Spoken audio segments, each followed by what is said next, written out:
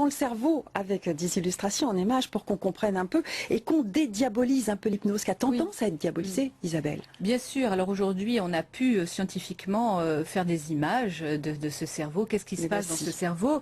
Alors bon, là, nous avons donc un cerveau classique avec ses activités. Et puis ensuite, on voit qu'il y a des zones dans le cerveau sous hypnose qui vont se mettre à augmenter. Alors là, nous avons une zone du cerveau qui s'occupe des états affectifs. Donc là, ça, c'est très sensible. Tout d'un coup, on devient à tout ce qui est affect. Donc c'est très très positif. Oui. Ensuite, nous avons les infos visuelles, le cortex visuel, qui lui aussi se développe. Alors non pas qu'on ait les yeux ouverts, mais tout simplement, c'est une zone du cerveau qui fonctionne très bien pour les images qu'on envoie, parce qu'on parle beaucoup par métaphore. Et même les aveugles ont cette activité-là dans le cerveau. Et ils ne voient pas, pourtant.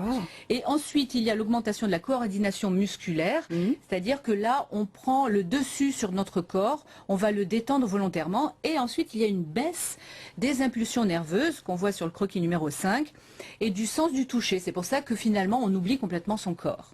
Mais on ne dort pas. Parce que alors, tout on ne dort pas, et on va voir avec un autre croquis, grâce à l'électroencéphalogramme, on voit ici, dans le premier croquis, eh bien, c'est quand on est en éveil. Alors là, il est tout énervé, là, c'est le rythme bêta.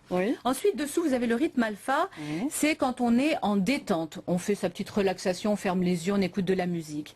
Le rythme θ, on l'a découvert grâce à ça, eh bien, c'est un rythme qui est spécifique à ceux qui font de la méditation et de l'hypnose. Il n'y a que dans ce moment-là qu'on est en rythme θ, et ensuite on a le rythme delta qui est le sommeil extrêmement profond, puis ensuite on n'a plus rien, et là évidemment c'est qu'on s'arrête de vivre.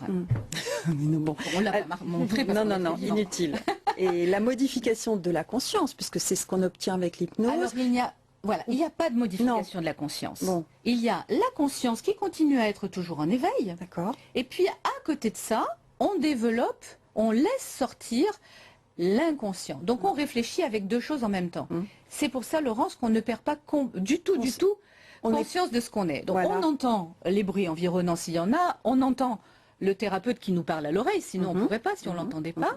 Mais en même temps, eh bien, notre inconscient travaille pour nous, et donc on est tout le temps maître de soi. On peut à n'importe quel moment d'une séance d'hypnose ouvrir les yeux et dire j'arrête. Ce qui n'arrive pas parce qu'on est avec des gens sérieux. Mais si par exemple on avait un thérapeute qui nous demande de faire quelque chose, imaginons qu'il n'ait pas été correctement formé, que ce ne soit pas un spécialiste de la psychologie et qu'il dise quelque chose qui ne corresponde pas du tout à ce qu'il devrait être en train de dire, on peut parfaitement dire stop, j'arrête, qu'est-ce que vous me faites faire là? Voilà, donc on reste maître de soi et on ne peut pas être manipulé, parce que c'est tout le temps la question que j'entends. Bien déjà, pour ne pas avoir peur, je me le répète, on va voir quelqu'un qui a une formation de spécialiste. Voilà, merci beaucoup à toutes les deux pour cet éclairage combien précieux. Voilà, c'est la fin de cette émission, ça passe très vite.